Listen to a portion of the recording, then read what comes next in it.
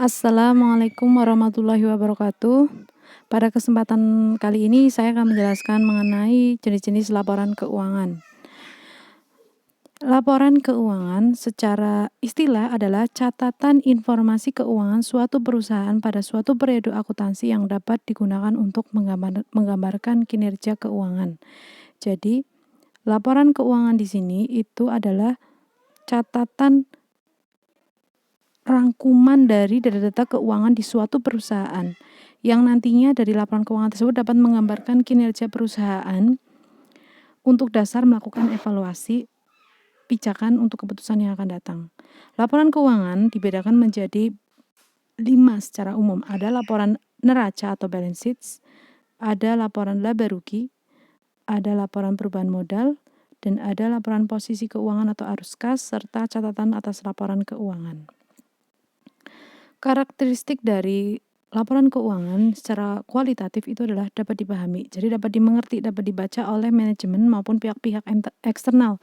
Karena laporan keuangan disusun untuk tujuan pihak internal, yaitu pihak dalam perusahaan, dan pihak eksternal, pihak di luar, baik itu masyarakat, baik itu pemerintah terkait untuk memungut pajak, baik itu memegang saham, dan lain-lainnya.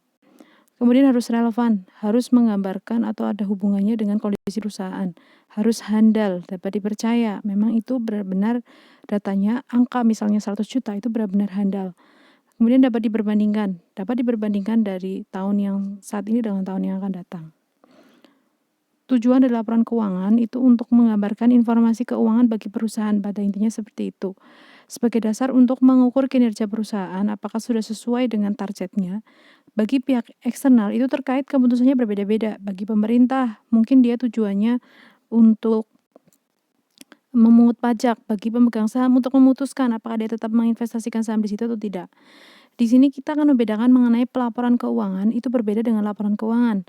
Pelaporan keuangan di sini adalah proses untuk menghasilkan laporan keuangan. Sedangkan laporan keuangan merupakan salah satu media untuk menyampaikan informasi dalam hal pelaporan keuangan tadi. Jadi laporan keuangan merupakan medianya atau hasilnya ya, suatu hasil data keuangan yang digunakan sebagai alat untuk melakukan pelaporan keuangan.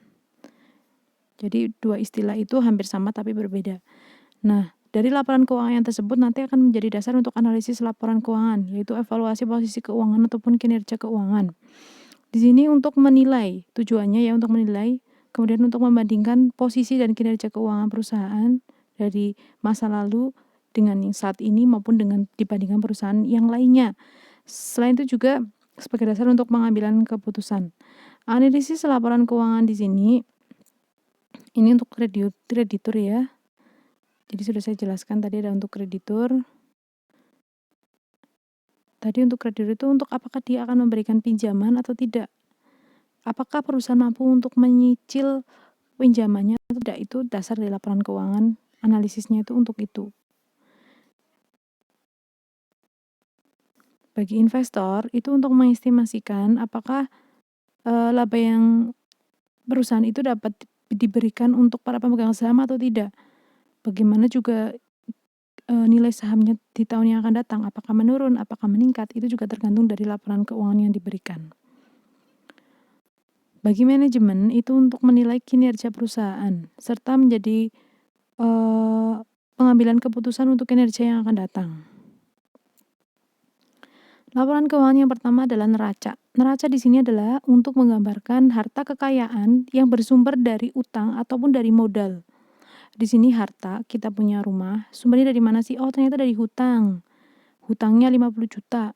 Dari gaji, mengumpulkan gaji, ekuitas modal itu modal sendiri.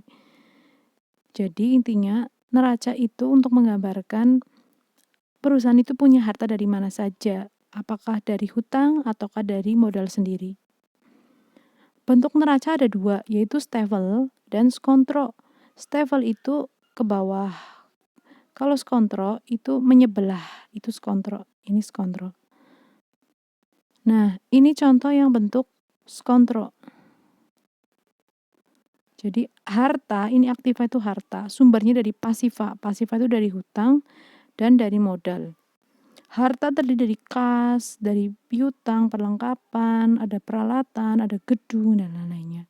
Ini bisa diterapkan dalam kehidupan kita sehari-hari ya, kita punya harta dari mana saja. Ini yang bentuk stable, membawah ke bawah ya, bawah ke sini. Sama, ini ada akun harta, ini ada akun kewajiban sama modal atau yang pasifa tadi, ini yang pasifa. Ini laporan keuangan neraca yang bentuk stable. Selanjutnya yaitu laporan keuangan yang kedua, yaitu laporan laba rugi.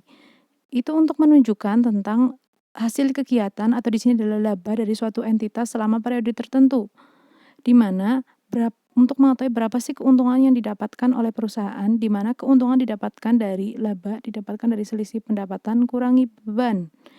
Bentuknya pun ada dua, yaitu single step dan multiple step. Kalau single step, semua beban itu dijadikan satu, tapi kalau multiple step, beban-bebannya nanti dibedakan, ada beban usaha dan beban di luar usaha. Ini contoh dari laporan laba rugi bentuk single step. Jadi laba-labanya itu langsung beban-bebannya langsung dijadikan satu, beban gaji, beban sewa, dan lain-lainnya. Ini ada pendapatan dikurangi dengan harga pokok penjualan. Harga pokok penjualan tuh ibaratnya kayak kulaknya berapa, nanti ketemu laba kotor. Nah, setelah ketemu laba kotor, sebentar. Setelah ketemu laba kotor, sini ini adalah laba kotor, nanti dikurangi dengan total beban operasional ketemu laba rugi. Nah, itu.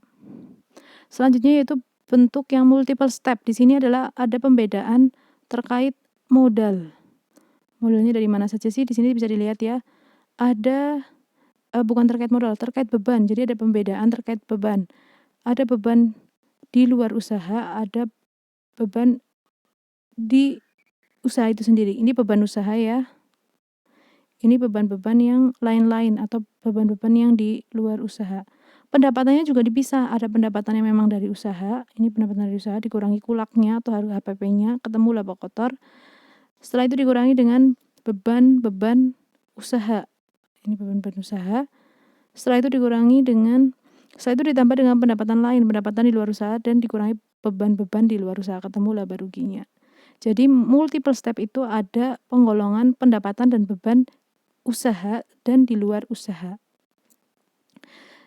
Setelah itu ada laporan arus kas. Laporan arus kas di sini untuk menyajikan tentang penerimaan dan pengeluaran kas. Jadi penerimaan pengeluaran kas dalam suatu periode, di mana penerimaan dan pengeluaran tersebut bisa dari kas operasi, kas investasi, dan kas pendanaan.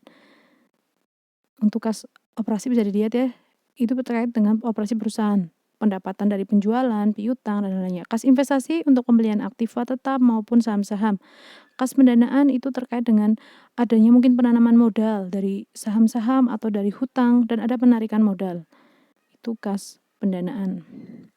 Contoh dari laporan arus kas di sini yaitu ada laporan arus kas masuk dan laporan arus kas keluar. Di sini tidak dibedakan ya tadi yang investasi, operasi sama pendanaan, langsung jadikan satu, kas masuk berapa, kas keluar berapa. Kemudian yang keempat adalah laporan perubahan modal. Di sini adalah untuk menunjukkan tentang berapa sih modal yang ada di perusahaan pada awalnya. Setelah itu ditambah dengan laba atau dikurangi dengan rugi. Dikurangi dengan pref. Pref itu adalah pengambilan pribadi oleh pemilik modal sehingga ketemu modal akhir. Itu laporan perubahan modal. Contohnya ini ya, modal awalnya berapa, ada labanya, ada prefnya. Laba dan pref itu diselisihkan, ini pref itu mengurangi sehingga ketemu 2.300.000, ketemu modal akhirnya. Itu laporan perubahan modal. Itu demikian ya dari saya tentang laporan keuangan. Kalau mau latihan bisa dilihat ya di slide selanjutnya tentang ada akun-akun, kemudian dibuat untuk menyusun laporan keuangan. Demikian tentang